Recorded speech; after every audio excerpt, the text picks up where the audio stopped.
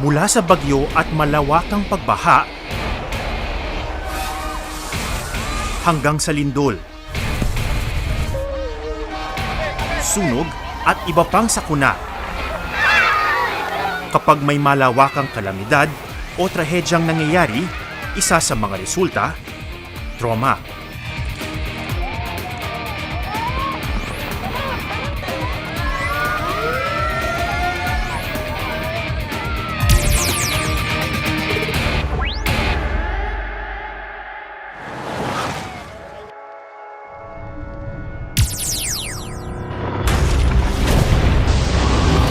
Madalas kapag may sugat o pinsalang natamo ang isang survivor, malinaw ang paunang lunas, medikal.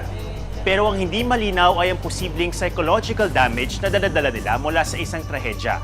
Dito makatutulong ang psychological first aid.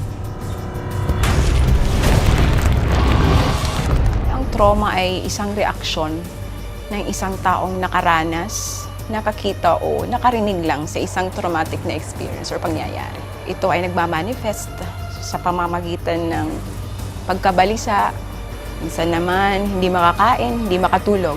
Ang Interagency Standing Committee o IASC ay nagsasabi na ang PFA ay isang makataong pagtulong sa mga nangangailangan, especially yung mga may sa sakuna o di kaya naghihirap na mga tao.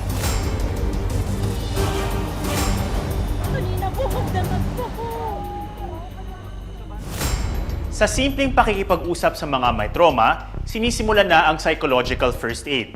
Importanteng iparamdam natin sa mga survivors na sila ay ligtas at hindi nag-iisa sa pinagdaraan ng pagsubok. Importante ang PFA kasi ito ay binibigay pagkatapos ng sakuna. Dito, ang tao ay natutulungan, no, na medyo makaramdam ng pag-asa, na sila ay ligtas at maipadama sa kanila na sila ay may suporta galing sa ibang tao, sa kanilang kapwa. Lahat ng tao pwedeng gawin ng PFA or psychological first aid. Hindi kailangan maging eksperto para maging facilitator. Pero kailangan natin pag-aralan ng mga guidelines para masiguro na hindi tayo makadadagdag sa stress o trauma ng mga survivor. Isa sa pinakamainang magsagawa ng PFA ang mga guro at counselors ng paaralan. Sabi nga ng matatanda, ang eskwela ang ating pangalawang tahanan habang lumalaki. At ang ating mga guro ang nagsisilbing magulang habang nasa paaralan. Lahat ba meron nitong kulay nito? Kaya sa oras ng pangangailangan, maaari natin silang masandalan. At dahil mahaba ang oras sa ginugugol ng mga bata sa paaralan, importanteng marunong ng psychological first aid ang ating mga guro. Hindi naman kailangan ng PFA na mag-isagawa ng isang professional. Importante lang dito ay sila ay makapag-undergo ng training sa PFA. Kailangan talaga na alam ng mga PFA providers ang lengguwahe or dialect ng isang lugar. At kailangan din na mayroon tayong tinatawag na good communication skills o yung pakikipag-usap sa mga tao. Importante din na may kasanayan sila sa pagkikipaghalubilo, pakikipagpalagayang loob sa mga tao. Kasi ito ay binibigay pagkatapos ng sakuna o di kaya 3 to 4 or 6 months after. Ito na yung pagkain mo. Ginaw na ginaw ka. Hello, ako si Ate Sam. Nandito ako para tulungan ka. Merong tatlong core actions ang PFA. Ito ang look, Kyla, listen, mukhang nag-iisa at ka. link. Nasaan ang mga magulang mo? Hindi ko nga po lumanap eh. Sa core action na look, importanteng maiparamdam natin sa survivor na siya ay ligtas. Bukod dito, kailangan tignan din natin kung ano ang pangunahing pangangailangan ng mga survivor. Makatutulong na bigyan sila ng makakain, may inom o pamalit na damit. Bakit wala po sila dito? Kyla, alam ko takot na takot ka kasi wala dito ang mama at papa mo. Sa core action na listen, Susubukan pumapasok ko ang tulungan pakikipag-usap, hanapin sila. pagpapakalma Basta, sagutin at mo lang pakikinig ako, sa survivor. Okay lang po ba sa'yo yun? Opo. Anong pangalan ng mama at papa mo? At Saan mo sila huling nakita? Mahalagang malaman ang importanteng impormasyon ng survivor tulad ng buong pangalan, tirahan, at lokasyon ng ibang kamag-anak para mas mabilis silang matulungan. Mga kapatid, meron ka ba? Wala po. Tapos po, uli ko po sila nakita sa bahay namin. Papunta po ko sa school. Hindi ko na po sila nakita habang nasa school po kami. Nadala po kami sa evacuation center. Tahan na, Kayla. Sige, ganito na lang ipapasa ko yung mga impormasyon na nakuha ko mula sa'yo sa mga Sa core adik action natin na link naman, tumutulong din dito. Kinokolekta ang mga survivor sa iba't ibang Tapos, organisasyon at serbisyo okay lang para sa'yo, mapadali dito ang ka pagdating muna ng tulong mag-stay sa kanila.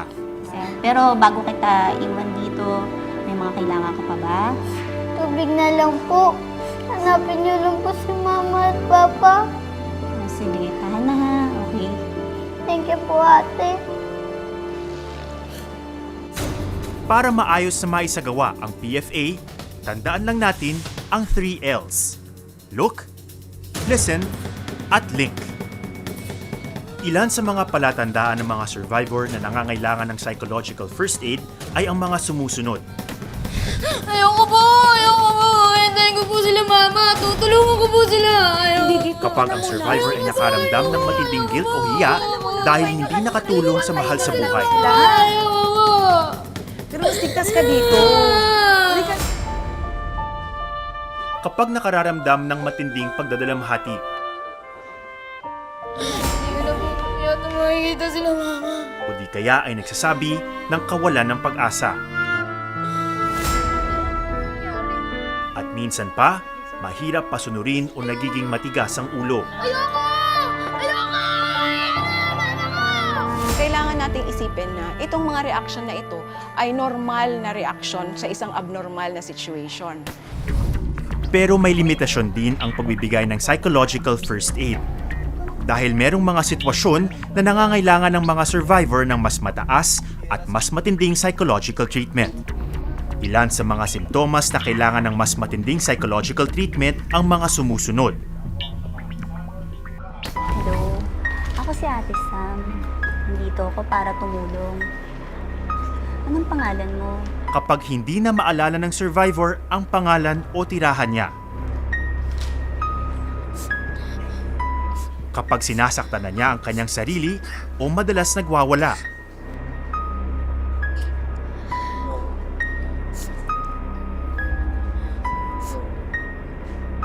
Hindi ko na alam kung paano ko hahanapin yung pamilya. At kapag nagbabanta na ito, nakikitili ng sariling buhay. Tumalon na lang kaya ako sa ilog, kaya biti na lang sa puno. Hindi naman lahat na address no, ng PFA kasi ito ay paunang lunas lang kaya tinatawag siyang first aid.